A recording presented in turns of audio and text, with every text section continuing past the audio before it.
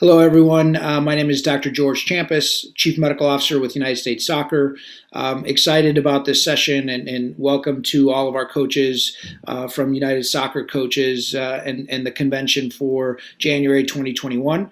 Obviously, an important period of time that we have been going through and continue to go through.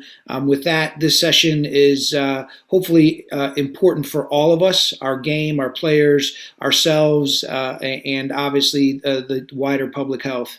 Today's topic is guidance, support, and examples on how to safely return to play. We have an incredible panel for everybody from Dr. Margot Patukian, Dr. Holly Benjamin, Dr. Aaron Bagish, all of which will introduce themselves. And today's objective is really to hopefully utilize all of these resources once you hear their backgrounds on being able to provide some guidance for our game, for our players, and be able to continue to see the development of our sport across the world. So with that, I'm going to go ahead and allow Dr. Margot Patukian to introduce herself. Hi, thanks, George, and thanks to the U.S. Soccer Convention or Coaches Convention in terms of the invitation. This is fantastic. I'm the Director of Athletic Medicine at Princeton University, and I've worked with U.S. Soccer as a team physician probably since 1994. Most recently, I'm the team physician coordinator for the under-20 women. I also work as a consultant to Major League Soccer, where I serve as their chief medical officer. And I'm a past president for the American Medical Society for Sports Medicine. Thanks, Dr. Patukian. Dr. Holly Benjamin. Hi, I am from University of Chicago, and I am a pediatrician, and my involvement with U.S. Soccer has been for the last few years as the team physician coordinator for the U15 girls, and I've traveled with the team, which has been a lot of fun, and I've also served as a team physician at the pediatric level, at adolescent level, and the college level, and looking forward to the panel today, and thanks for having me. Thanks, Dr. Benjamin. Dr. Aaron Bagish. Good afternoon, everyone. Nice to be with you. Again, thanks for the opportunity to participate. I am a clinical cardiologist, director of the Cardiovascular Performance Program at the Mass General Hospital in Boston. Serve as team cardiologist for a great number of organizations, including U.S. Soccer, where I've had the privilege of working with both the men's and women's programs now for a number of years, and very pleased to be with you. Thanks, Dr. Bagish. And so just for everyone on this program, just so you understand some of the elements we're going to touch on. We're obviously going to go into quite a bit of detail with regards to COVID-19, a little bit of the history of it and its impact, but we also want to speak to potentially any of the effects of it, and some are direct, whether they're cardiac effects, respiratory effects, things that we know right now and how they potentially impact your players and yourselves, but also the mental health side, and hopefully we can guide and provide some resources. So with that, the first question I'll ask is to Dr. Margot Patukian, and I think if we go back to February of 2020, Dr. Patukian, if you could share a little bit of what took place in our landscape of soccer from February to potentially starting to see some of our players getting back to the fields. Yeah, I mean, I think certainly at every level, everything stopped. I mean, from a Major League Soccer standpoint, we had just started our season. We were about 1 to 2 weeks into our season when COVID hit. At the university level, same thing. We were sort of in the midst of March, and in terms of when we were sent home at Princeton. And all of our students were sent home. Again, Major League Soccer really had a lot of decision making in terms of what to do and whether to try to continue with a season, and if so, how. And so a lot of thought was really related early on in terms of trying to make those decisions, as well as, in February, we had actually, prior to the cease of the season, we had started to put together a COVID task force and, reaching out to creating resources for our players. And that was run through the league in terms of setting up protocols. And we were having some players that were coming into the training room, and we had to set sort of guidelines for how to do that and how to travel, et cetera. And then when we shut down, it was a matter of trying to figure out whether we could restart. And there were a lot of protocols in place, and we were asked, along with our peers for other professional teams by the White House, to put something together. And so there was a document that we worked on collectively with the NBA and the NHL and the MLB and the NFL, and put that forward to create sort of a tiering system and a phased approach of return to activity, and then made the decision ultimately to have a bubble, down in Florida and have a tournament. And that's what we ended up doing, which began in July, went through till the end of August. And obviously a ton of planning as it related to being able to figure out how to make it safe. How do you get players back to your training facility? And initially we started with just having them come and training individually. And that they'd show up in their kit, and they'd get on the field and they train individually, and then they'd go home. And then after a period of time, we then went to, sort of small groups, where they weren't interacting. They were sort of in their separate zone, and they were passing a ball from one zone to the other, but they weren't interacting at all. And then we went to group training where they were actually moving around and passing a ball and having some limited contact, then to full contact. And that occurred prior to our trip down to the Florida bubble. And that's actually the same time that we were able to initiate some testing. Prior to that, we really, depending on where folks were, there may not be availability of testing. So those protocols all kind of came together, and we were able to be pretty successful in that bubble environment. We then subsequently had to make the decision about what to do once the tournament was over, which ended in August, in terms of returning back to play and market. There were a lot of restrictions in some areas, especially Canada, where our teams there actually had to come to the States to play. And a lot of protocols as it relates to health and safety and cleaning and masks and cleaning and sanitation, et cetera, as well as then making the decision to continue with our cadence of testing and trying to sort of get us through the season, which we were fortunate to be able to get through. And I think we competed in 324 games, which is kind of amazing in the middle of a pandemic. So that's at the professional level. And I think certainly, at the collegiate and the youth level, there's been all kinds of efforts. U.S. Soccer has led the way in many ways as it relates to setting up some parameters and setting up some guidelines to allow play and return to sport, because we know it's so important for our youth and our college players, to be participating in sport as much as is safe.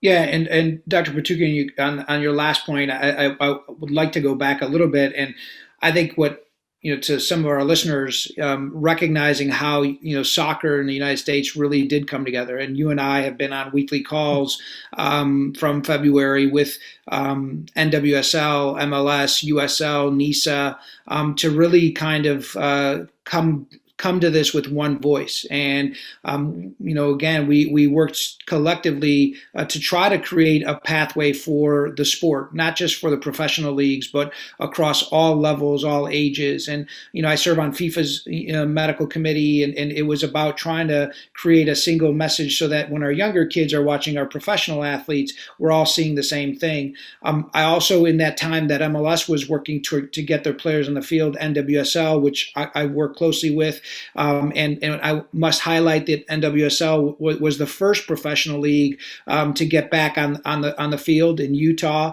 and obviously a big challenge for NWSL, and they did a remarkable job.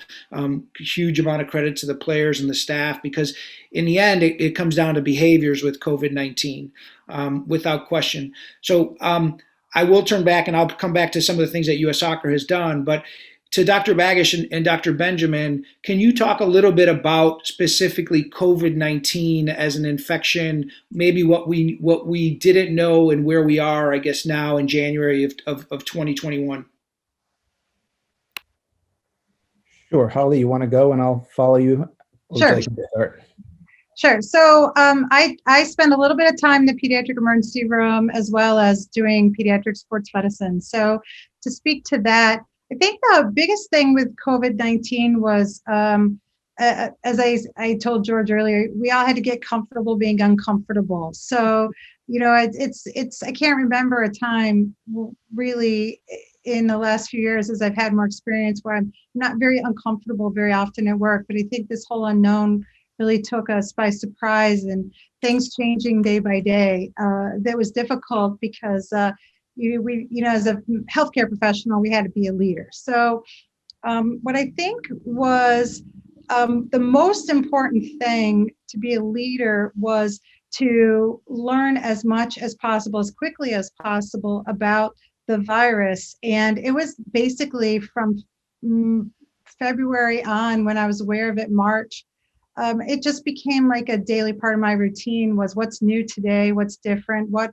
is starting to be, similar information that's not changing day after day. So part of it was started with understanding the disease so that we could evaluate and treat patients. The second thing I think was, to Margot's point, having some early protocols that we could, what we knew needed to be adaptable, and to have some algorithms. Was we had to have some sort of logical approach to athletes and any patient that was having COVID-19 symptoms.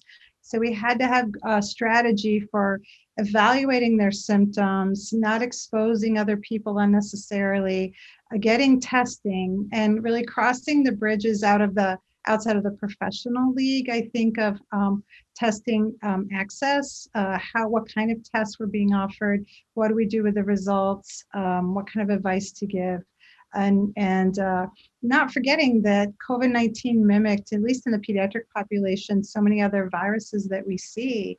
Allergies, if you didn't have like lack of smell or taste, you didn't know 100% for sure, a lot of people, if it really was COVID.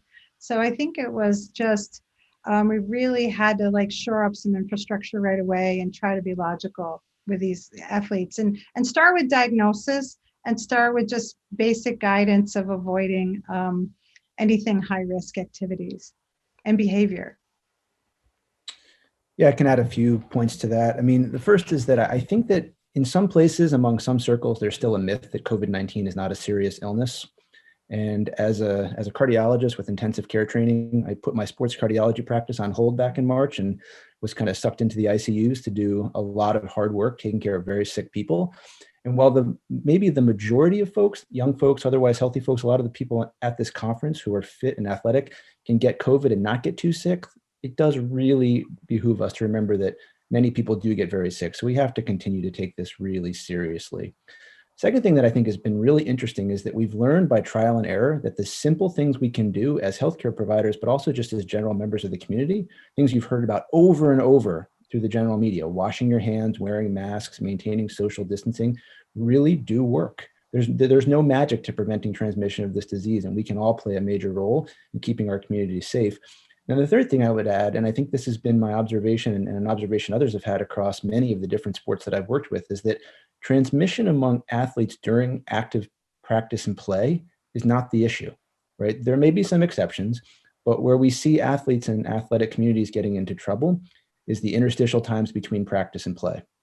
And so this becomes a really important message for the coaching community that yes, you need to do things on the field with your athletes, and there are things that are very important, like wearing masks during scrimmaging and practice and playing competitive games, but it's really helping your players and their families understand that what they do after they leave the pitch when they go home and avoid the pizza parties and the ice cream parties for now. That's really what's going to keep us safe.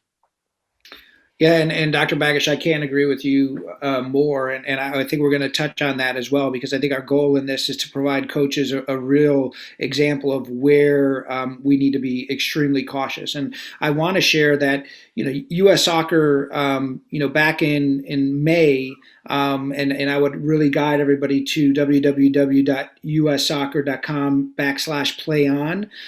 That is our country's return to sport for the game of soccer. And interestingly, it's the guidelines that we collectively from our federation put together. They have not changed since June 1st.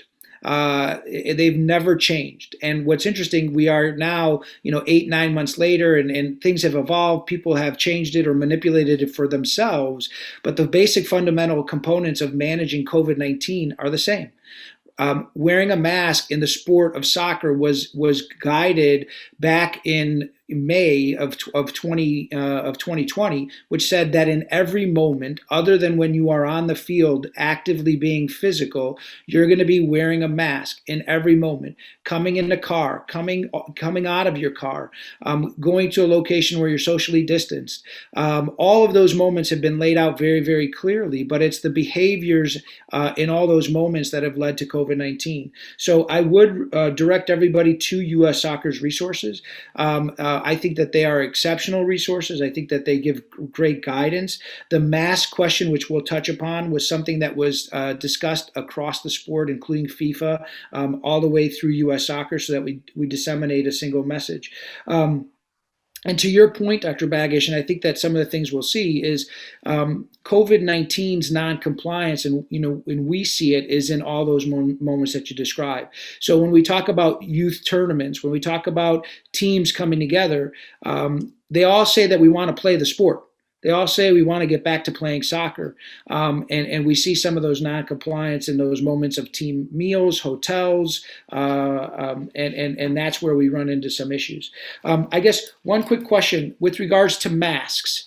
Can we touch upon masks? And I'd love to hear from Dr. Benjamin as well, where the American Academy of Pediatrics is at with regards to mask wearing in youth sports. Sure. So, George, the masks, the AAP came out pretty strongly as a proponent of wearing masks, except for with 4 exceptions. That was wrestling, gymnastics, and swimming, and cheer. So I think I got that right. And it's all on the AAP website as well. And they felt very strongly that pretty much all the other sports, with rare exception, could practice and participate with a mask use. And I think, outside of soccer, I think we saw youth, at least baseball and softball, were quite quick to get started over the summer as well. And they really did have really successful outcomes with utilizing the masks and the social distancing and the rules. And each organization, I think, learned that they had to adapt their recommendations to fit their sport. And we had good success. Yeah, my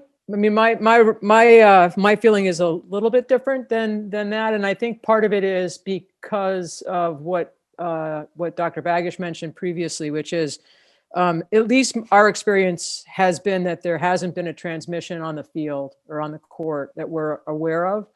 And that I think the risks are significantly higher in those other, going from home to the field in a car, if you're carpooling, or on a bus, or, in the tournament, we had 2 outbreaks with 2 different teams that had to leave. And they both occurred prior to arrival, sort of on the plane, or a team that had to sort of wait in taxi, and as they were waiting to get on the plane. And then we had 6 or 7 from each of those teams have sort of an outbreak. But I think outside of that, I certainly think that if you're vigorously exercising, it can be challenging to wear a mask out on the field. But that in every other situation, as soon as they come off the field, they have a mask on. All the coaches have a mask on. And we actually have made modifications to our our off-season training such that in the weight room they're going to be wearing a mask, except when they're on the bike, if they're again vigorously exercising. And again, part of that is just based on the sense that the real risk of transmission is when they're sort of off the field as opposed to on the field. No, actually, I don't want to misspeak in any way. I would agree. And University of Chicago and our fall athletes and all of our sports did progress at some point over 7 to 10 weeks to some version of contact and scrimmaging. And all 58 of our athletes that were positive, all contact trace to either no sport participation. It was all behavior outside of that. And some, could be helped with roommates or boyfriend, girlfriends, things like that. So absolutely, the behavior is the key. There's some nuances with masks getting wet and, contaminated and wanting to change your mask and things like that. But no, I would agree wholeheartedly that I've seen that at every level, at every sport that I've been involved in taking care of is, I'm not sure that we've had a direct contact tracing with sport participation, but we also didn't allow a lot of sports to go forward to really test that out. If I can add a practical point on top of that, I mean, and this is from my perspective, both as a physician, but also as a parent of a club soccer player, coaches and doctors for that matter that engage with young athletes invariably also engage with the entire family, the parents being very important. And I would say that my observations have been that the kids have done a pretty good job listening to coaches, both at the youth level, the collegiate level, and certainly at the professional level. And in situations where coaches actually talk to the whole family about how to attend practices, attend games, and go back and forth, that's made a difference. When that hasn't happened, there's been a lot of reckless behavior among the parents. And this has been my experience going to tournaments, to games, to practices. So coaches have a real opportunity to remind families that if soccer is going to start up again safely, it's a family affair to make it safe. That's a great point. And Dr. Bagish, I agree with you. Our member associations, our leadership, our coaches have to set the tone. We've held numerous webinars to walk through Play On, and I've highlighted that quite a bit. It's about a tone, a culture, and an environment, and it starts with our coaches. And if our players see our coaches wearing masks at the moments where they're supposed to be wearing masks, then our players are going to adopt it. And then our parents are going to adopt it. And that's just expected, especially when we're in a circumstance where we can't have mistakes. This isn't a thing that it's okay to have a mistake or deviate or just roll our eyes.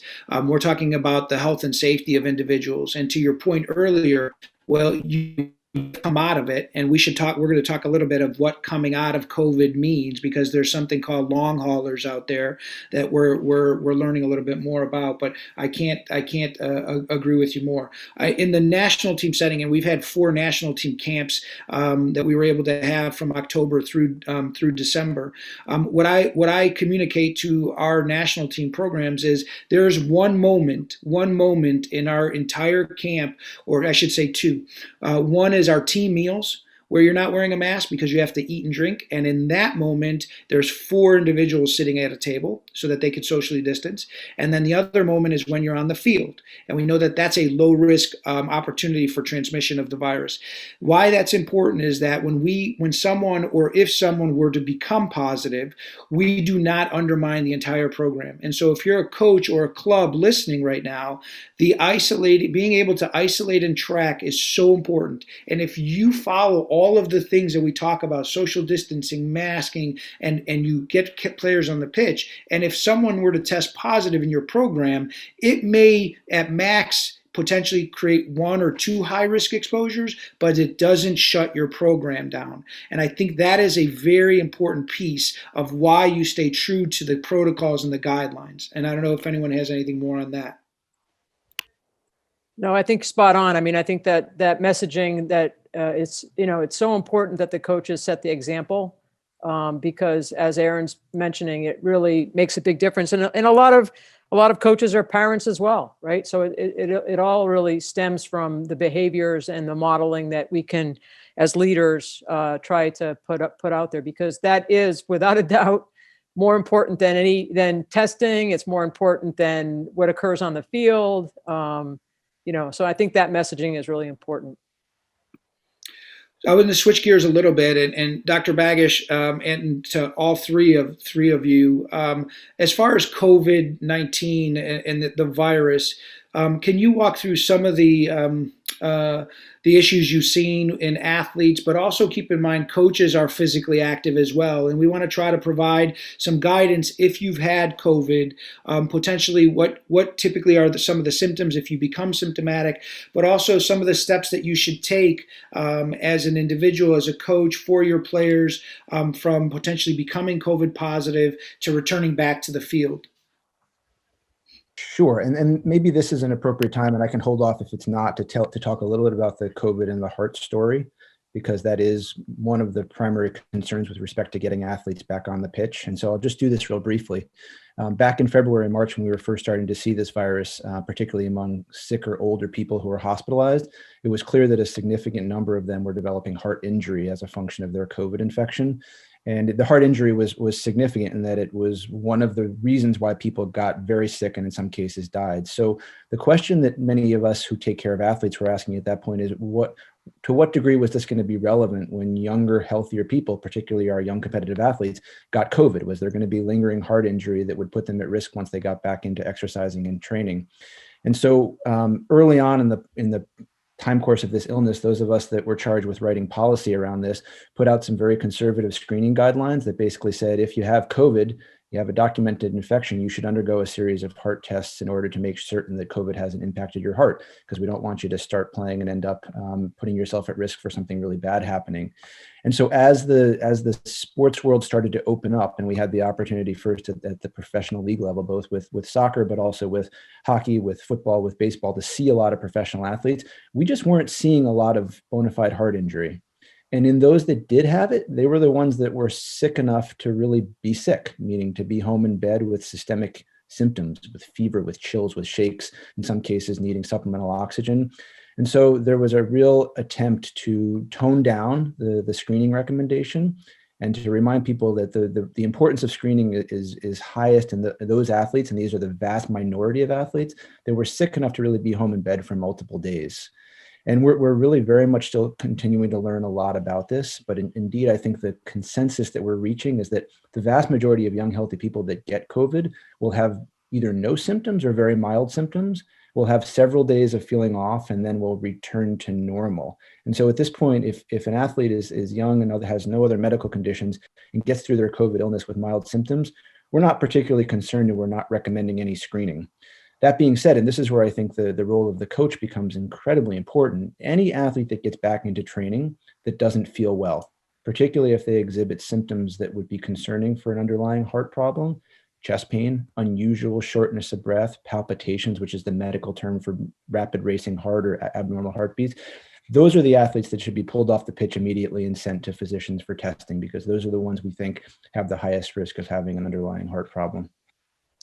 Yeah, and I think, one thing that I would add, Holly touched on this previously in terms of, concomitant other illnesses or allergies or other things that, other viruses right now that we're, in the midst of flu season, et cetera. But I think one of the things, the typical symptoms, it's spread by respiratory droplets, right? So the typical symptoms are fever, muscle aches, sore throat, cough. She mentioned, the loss of smell or taste that seems to be related to COVID, and then the shortness of breath. And I think it's important that we understand that there are comorbidities. So there are some individuals that are at increased risk, so our coaches that are older, individuals that have chronic disease or sickle cell or hemoglobin issues, or that are immune suppressed. And so those ones are different. And I think the other thing that I think is a little bit different with this is our athletes are so used to just kind of like, if they, think about Michael Jordan playing through the flu, right? And think about how many times athletes are sick, but they'll sort of just like tough it out because they need to go to practice, or they need to, show up to compete. And this, because there's so many individuals that are asymptomatic with this, and it can transmit the virus, it's really important that if someone has any symptoms whatsoever, it's a little sniffle, that they don't go to practice, that they stay home and they get in touch with their, their healthcare provider. And I think that's one of the challenges that's out there, because as Dr. Bagish mentioned previously, this can be a really serious virus, and it's got significant complications, not only related to blood clots or needing respiratory support, but then persistent fatigue, which George, you touched on a little bit, and then some of the mental health issues that I know we'll be talking about. So I think that because this is so unique and so many individuals being asymptomatic, it's really important to stress. So Dr. Benjamin, I'm going to let you add in your thoughts here as well. So if I can go back, and if I was a coach, if I have a COVID positive player that was asymptomatic, if you can walk through an asymptomatic player, a mild symptoms, moderate or severe, what would be your progressions for them to come back to the pitch? And is it a couple of days? Is it a couple of weeks? If you can maybe just walk a little bit through that so that coaches understand and have good guidance and expectations. Sure. Well, one of the effective messaging that I've had with coaches and athletic trainers and others, I'm just going to start with that, is to draw some similarities to concussion. So concussion return to play is something we're all very comfortable with that gradual steps. So I think having, which Aaron and his group gave us good guidance on, and was a graduated return to play with COVID is one of the strategies that's super important when you are ready to try that. And the way I explain this is, even with concussion, if you have a history of, tension headaches or migraines a couple times a week, you cannot post-concussion expect to be headache free. You want to be back to your individual baseline. So same thing with like allergy symptoms. If you chronically are sniffly every day and dependent on, a nasal spray, then post-COVID, you're not going to all of a sudden have clear sinuses. You have to be back to your baseline. So not just post-COVID, but even pre-COVID, when you're not sure, to like Margot's point, is when do you hold yourself out? When do you start putting yourself back in is your baseline. So if you have chronic allergies and all of a sudden you're more sniffly than usual, now you have, and then normally you don't have a sore throat, then maybe you should hold yourself out, let your symptoms progress over a couple of days, find out if you should be tested, and kind of go from there. Nobody wants to be the super spreader. So that's on the front end. On the back end, George, yeah, I agree. When you're returning to play, I don't want to talk too much. Aaron could probably handle the higher risk folks, but pediatric population is very interesting. The AAP, American Academy of Pediatrics, came out and really drew a line in the sand with under 12 being that if you have a light asymptomatic or very mild symptom cases, that like less than 3 days of symptoms, low grade fever, no fever at all, that you can just clear for participation without any cardiac screening. And then if you're over the age of 12 with mild symptoms or more moderate symptoms, then you should strongly consider a longer period of asymptomatic, up to 10 days or more, and then some baseline cardiac screening like an EKG.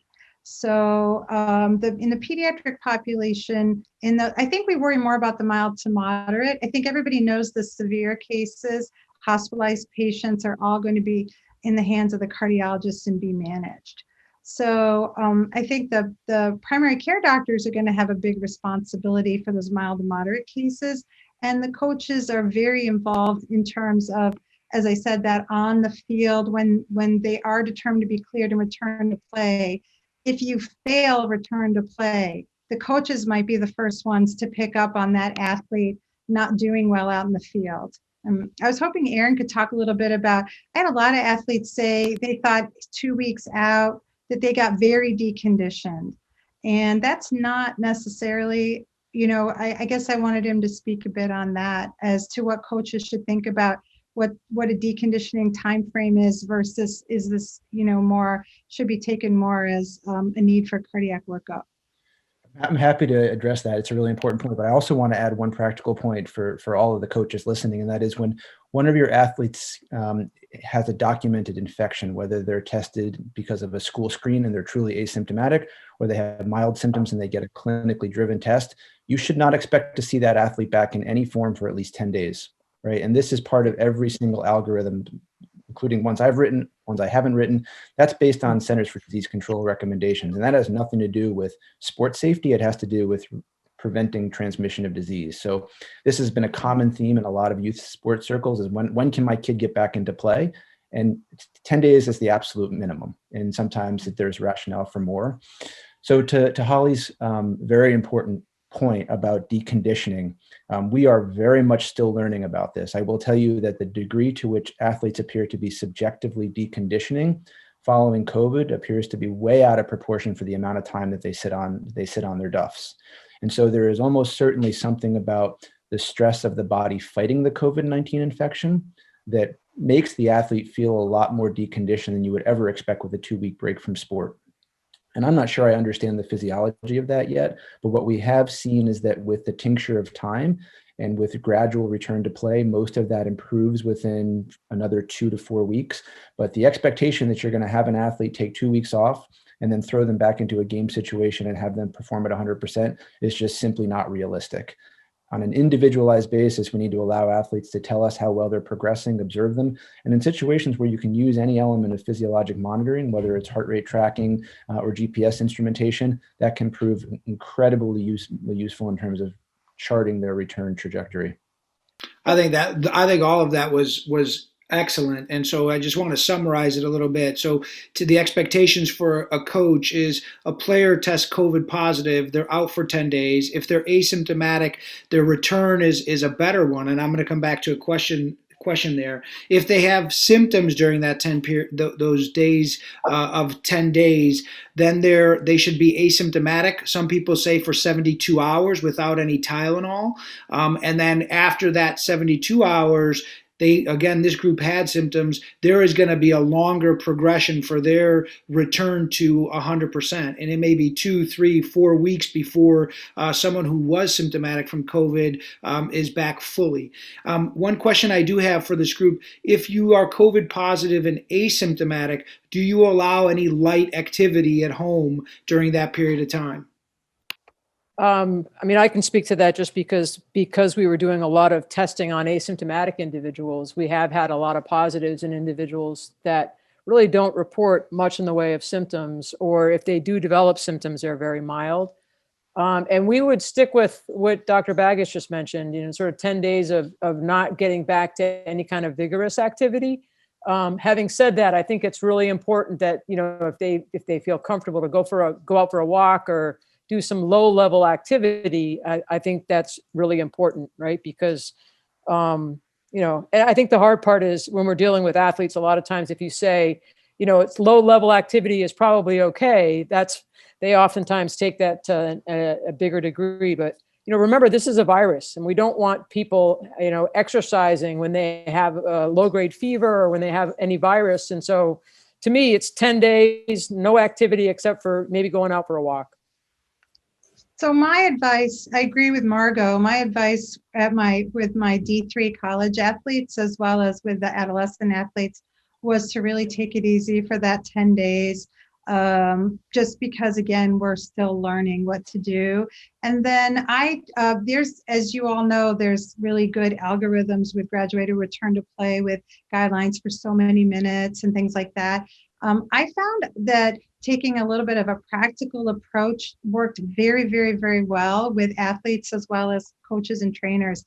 And I just took a 20, 40, 60, 80, 100% effort approach.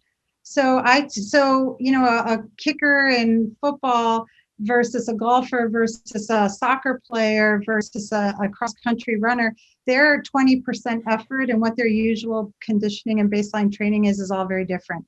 So if you individualize it to, when you're at that light effort, you're doing 20 to 40% maximum seem to be pretty effective to keep them shut down. What I first found out, which was a little bit of a mistake on my part, was we were there was a little gap of when we were trying to do their screening and EKGs and when they were released, or at least our college athletes, to come back on campus. And what I found out was they were waiting to be asymptomatic for a few more days before they got their EKGs. Was they just went out and ran all alone 3 miles outside and no thought of arrhythmias or anything like that. And we really wanted them supervised. So we had a lot better success when we transitioned to supervised 20 to 40% activity, whatever their previous level was. Any suggestions for individuals with regards to optimizing themselves, either from a preventative perspective, with regards to prior to getting COVID, or even if they get COVID? Do you suggest vitamins or anything additionally that you offer to your patients that coaches can take for themselves as well as players? I don't have any that I specifically recommend. Yeah, I don't know whether necessarily, other than sort of, proper nutrition just in general, and sleep and stress. I mean, those are all things that seemingly put people at risk for developing viruses. I think the other thing would be making sure you get your flu shot and trying to make sure that you can do all those other preventative things as much as you can. I think the flu shot is a great call on that, and recognizing that we are in flu season. Noting that anytime someone comes into the emergency department or into their clinic and we're checking them for COVID, if they're symptomatic, we're also checking for flu. So being aware that they do overlap. From a vitamin D perspective, Dr. Bagish, have you seen any benefits on vitamin D in COVID or vitamin C in COVID? No, I mean, all of the possible things that people have hoped would help, whether it's vitamin C, vitamin D, zinc, fish oil. I mean, the list goes on and on. There's never really been any good evidence that it impacts either people's susceptibility to get the infection or how sick they get. I think Margot's point spot on. It's both from the prevention as well as the recovery perspective. It's self-health, right? It's good sleep, it's good nutrition, it's good hydration, and it's avoiding stressful activity for as long as you can. Yes, I would agree completely. One point I want to talk about is you touched on 10 days, Dr. Bagish, just so that all of our coaches here as well, from the moment someone either becomes symptomatic or tests positive for COVID, they are infectious for 10 days and then considered non-infectious after 10 days, and that's accordance with the CDC. Is that accurate? Yeah, that's correct. It's thought to be that during that window, their likelihood of being able to transmit the disease is sufficiently high. But after 10 days, and to be fair, we learned this lesson early on in the pandemic, that even at 14 or 21 days out, some people may still test positive for the disease, but their viral levels are sufficiently low that they're not an infectious risk past that 10-day mark. And that's going to lead into the next segue. We're going to touch a little bit on tests and testing. Dr. Patukian, I know you've had a lot of experience with this, so I'm sorry to bring it back up. Can you talk a little bit about rapid tests and then the PCR test? Yeah, sure. And I think we definitely lived it in terms of, as we, decided to get back into activity. We started with the gold standard is this PCR test, right? Polymerase chain reaction test, which is unfortunately it's not, oftentimes it takes a day or two to get the results back, and initially it took several days to get the results back. And then there are other tests that are there's serology, there's blood tests that can look for antibodies, and there's also these point of care tests, which are quicker tests that are able to give you information. And one of the problems is that the tests that were developed were really developed for people that are sick. So one of the things that we learned early on was that we're using these tests, in individuals that were asymptomatic. And so their ability, their sensitivity, and their specificity, their ability to really detect true virus was not as good as it was if individuals were sick. So the testing has evolved, fortunately, and there are some newer tests now that are they're quicker. There's an in-office test that you can get that's a PCR test that you get the result back in 30 minutes. But those have evolved, and there's several different companies out there, several different labs, et cetera, And there's different, you can use nasopharyngeal testing, you can use saliva, and sort of, those have all morphed and changed throughout. But with Major League Soccer, we stuck with a PCR test as sort of the gold standard. And then there was rapid testing that we were using, match day or in situations where the test didn't come back. And the other thing that we did in this group of asymptomatics was basically repeating the test once you had a positive, sort of confirming that it was a positive test, because that's the other thing that we experienced. And now, do you have to test? And this is a question that I think coaches might be asking. Do you have to have a negative test to get back on the field or the pitch? Yeah, we follow the same guidelines. If someone has a test, a PCR, if they have a rapid test and it's positive, then they have to have a PCR test. They're isolated in the interim. They're treated as if they're positive until you can confirm that they're not. If they have a negative PCR test, then what we ended up deciding to do was keeping them in isolation and actually repeating that test 24 hours later. So they would need to have 2 negative tests. And then if they both came back negative, you'd say, all right, that was a falsely positive test. So I guess my question would be is if you're a 15-year-old and you tested positive, a positive test, if you're a coach, do you have to have them after 10 days or 14 days? Do you have to see a negative test for them to come back on the field, or do you feel that they're not infectious at that stage? Yeah, and that's a great question. So I think in that setting, if it's an under 15 and you don't have I wouldn't require the 2 negative tests. It's as long as they have that 10 days, just what Aaron said previously. I mean, the CDC actually, their guidelines is that there's a 90-day hiatus after you have a positive test that you potentially could still, test positive, and it's just picking up some levels of virus, but it might not be enough to have there be any transmission. So the feeling is that after 10 days, that the likelihood of transmission is low, so you wouldn't require the testing. I think we can probably make a stronger statement and say it's not only that you would not require a test, it's that you shouldn't be doing a test. Yeah, it shouldn't be. Right? It's not helpful. You're going to complicate things, and you're going to extend the amount of time that an athlete needs to not participate unnecessarily. And all the, really literally, so for us, for MLS, we adopted a 90-day hiatus.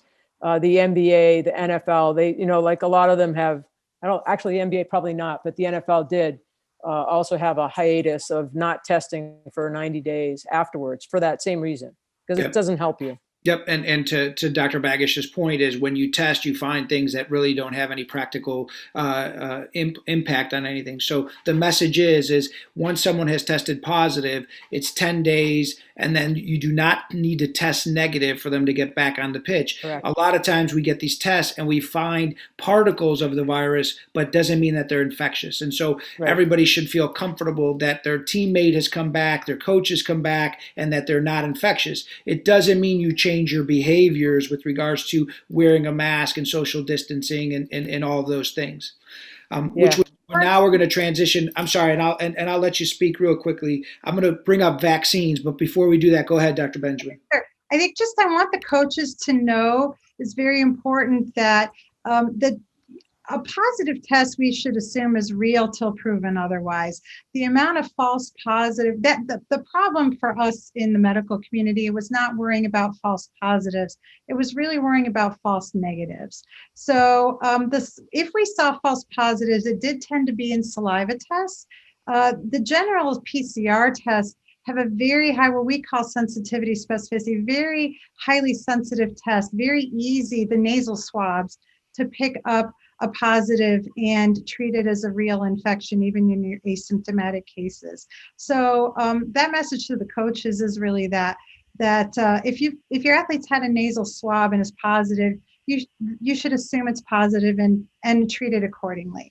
The only other thing I wanted to say was in regards to negatives was, and maybe Aaron could speak on that too, is the timing of the swabs really important. In the beginning, when there's so much anxiety in March, April, May, people running, I was exposed to my roommate or a friend of a friend tested positive. I don't have any symptoms. Can you swab me today? there was this lot of urgency when and they really learned that there was a little bit of a key window for a positive test being around 5 to 7 days. Some people say 4 to 7 into the exposure or into symptoms, but especially undoubtedly what I saw in my college population was the asymptomatic exposed athlete.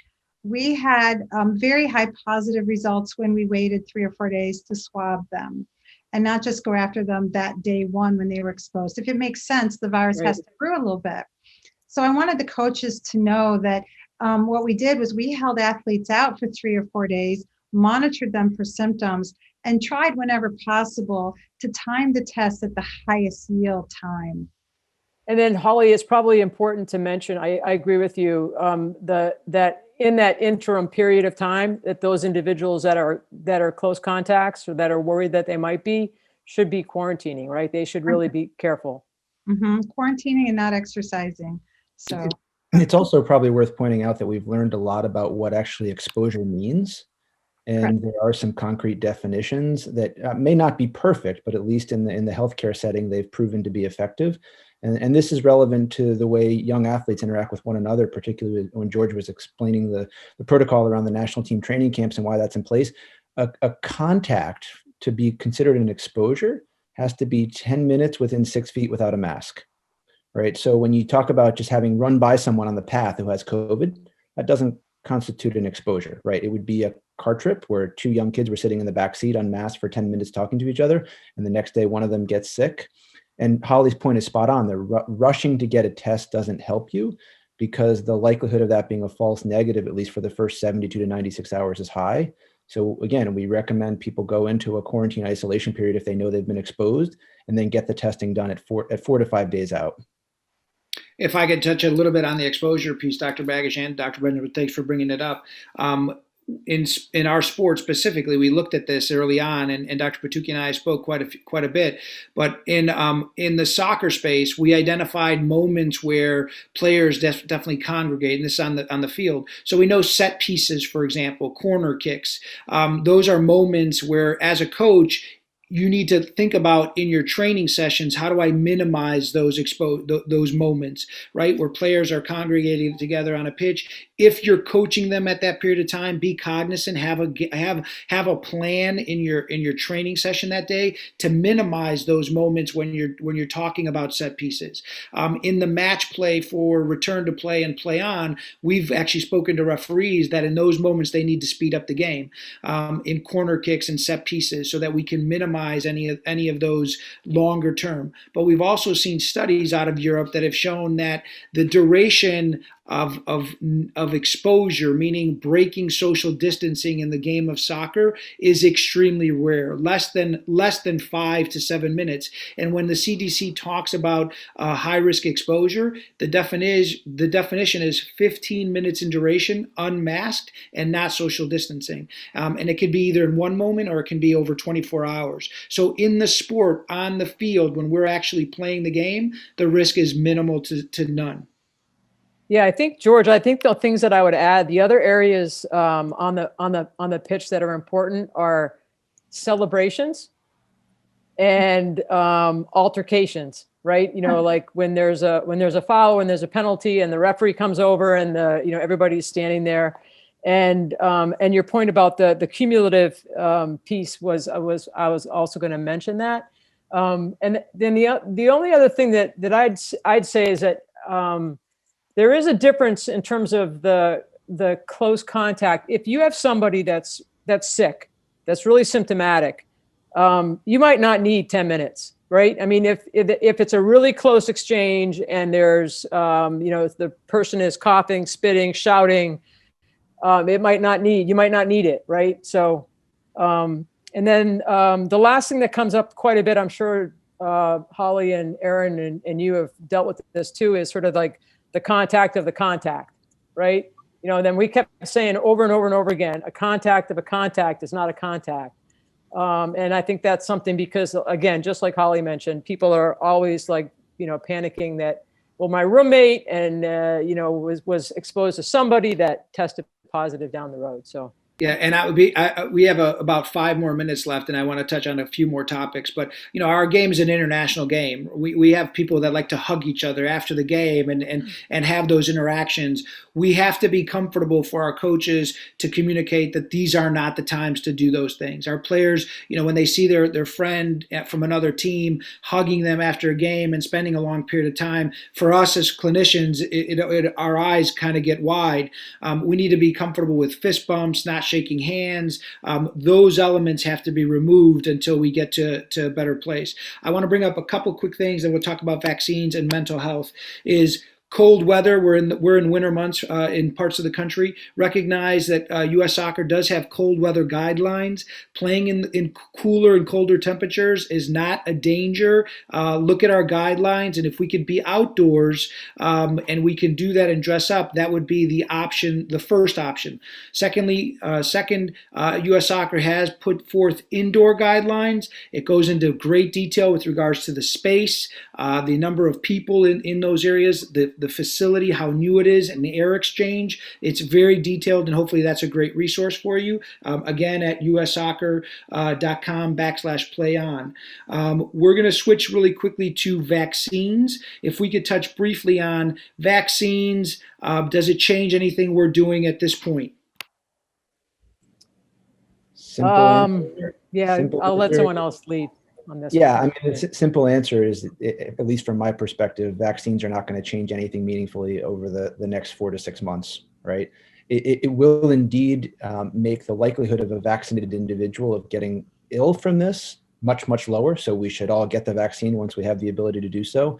But even among groups of people that have been vaccinated, it's way too premature for that to change the way we interact, particularly the way we prioritize the mitigation factors we've talked about, like mask wearing and social distancing.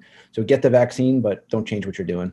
Yeah. Absolutely. We don't know yet if you can will a vaccine create a situation where you can have even greater numbers of people still be able to be susceptible to a co-infection, to still be infected with COVID, but have even more subclinical symptoms or even be more asymptomatic. We don't know what individual immune systems are really going to react to that or how long they'll be protected. So I think you have to assume it's not a free pass if you do get vaccinated or you have athletes that all of a sudden that they do not have to follow the rules of masking and social distancing and hand hygiene.